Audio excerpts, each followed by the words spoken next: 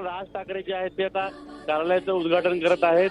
पण जर पाहिलं तर राज ठाकरेंसोबत त्यांचे जे शिलेदार आहेत, त्यांचे जे पदाधिकारी आहेत, व सरचिटणीस असतील, त्यानंतर नेते असतील, बरेच असे जे पदाधिकारी आहेत, मुंबईचे असतील किंवा ठाणे जिल्ह्यातले पदाधिकारी असतील, मिरवणूकचे पदाधिकारी असतील, त्यांना सगळ्यांना एकत्र घेऊन राज ठाकरे जे आहेत ते ऑफिसच्या उद्घाटनासाठी इथं आपल्याला येताना दिसतं. ऑफिसचं उद्घाटन जेव्हा होईल त्या उद्घाटनानंतर थेट राज ठाकरे जनतेशी संवाद साधणार आहेत. जे लोक जमलेत त्या मनसैनिकांशी संवाद साधणार आहेत.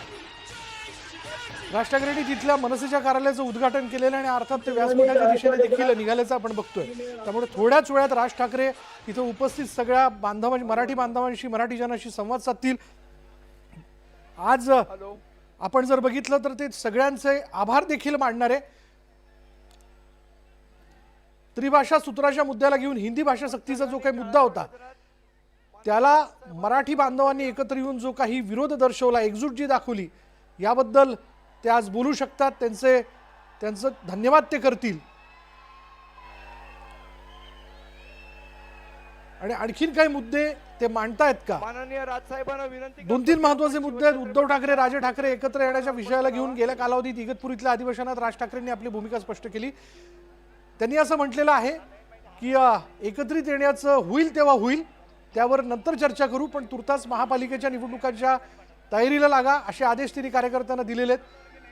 आणि हे आदेश दिल्यानंतर अर्थात आश्चर्य वाटायला नको, नवल वाटायला नको, कारण यापूर्वी देखील मनसेची एकला चलोरीची भूमिका आपण कायमच बघितलेली आहे. पण दुसरीकडे उद्धव ठाकरेंनी मात्र राज आता सोबत आहे असं त्यांनी त्यांच्या पुढे प्रकाशित होणाऱ्या एका मुलाखतीत म्हटलेलं आहे. आणि शिवाय त्यांनी असंही म्हटलेलं आहे की निवडणुका घोषित होऊ द्या, मग एकत्रित येण्याच्या मुद्द्याला घेऊन चर्चा होऊ शकते असं दुसरीकडे उद्धव ठाकरेंनी स्पष्ट केलं. राज ठाकरे बोलतायत, बघूयात काय म्हणतात.